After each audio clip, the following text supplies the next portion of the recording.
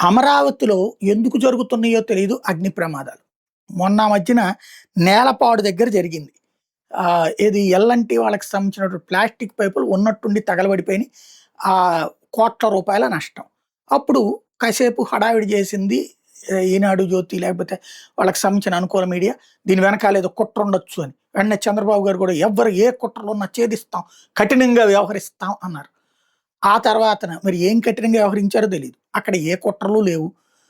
వాళ్ళు విచ్చలవిడిగా రోడ్డు పక్కన పడేసుకున్నది. ఆ పక్కన గడ్డుంది. గడ్డేమో ఎండిపోయింది. ఎండాకాలం కారణంగా ఆ గడ్డిలో ఎవడో సిగరెట్ తాగి వదిలేస్తే అక్కడికి తగలడ్డాయి అన్నటువంటి తర్వాత ఆళ్ళ పేపర్‌లే రాసుకొచ్చారు. ఇప్పుడు మళ్ళీ తాజాగా రాయపూడిలో తగలబడింది. ఇక్కడ అసలు గొడవ జరుగుతున్నది ఏంది అంటే అదంతా పొలాలు. పొలాలలో తీసుకున్నారు స్థలాల కిందకి. అందులో ఈ పైపులు అయన్నీ తీసుకొచ్చి పెట్టారు. ప్లాస్టిక్‌యా, సిరామిక్‌వా ఇట్లాంటివి. ఇవి కాస్త ఆ చుట్టూతా అవేమైంది, ఆ పక్కనున్న పొలాల్లో గడ్డి మొలుస్తుంది. ఆ గడ్డి మొలిచింది ఎండలకి ఎండుతోంది.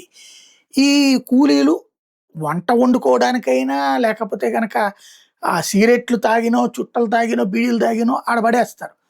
మామూలుగా కాళ్ళ కింద నలిపి ఆర్పేయాలి. అట్ట పడేశారంటే గనక అది కాస్త నిదానంగా అంటుకుంటున్నది.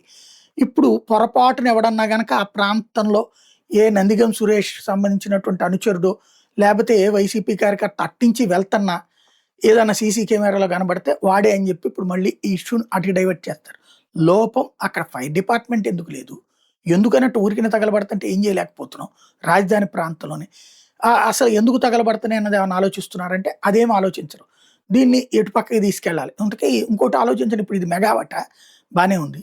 ఇంతకీ ఇవన్నీ ఇన్స్యూరెన్స్ ఏమైనా ఉన్నాయా కొంపదీసి? అంటే వీటికి ఇన్స్యూరెన్స్ ఉంటే తగలబెట్టేసి డబ్బులు సంపాదించుకునేది ఏమైనా చేస్తున్నారా? ఇది చెక్ చేయాల్సుంది.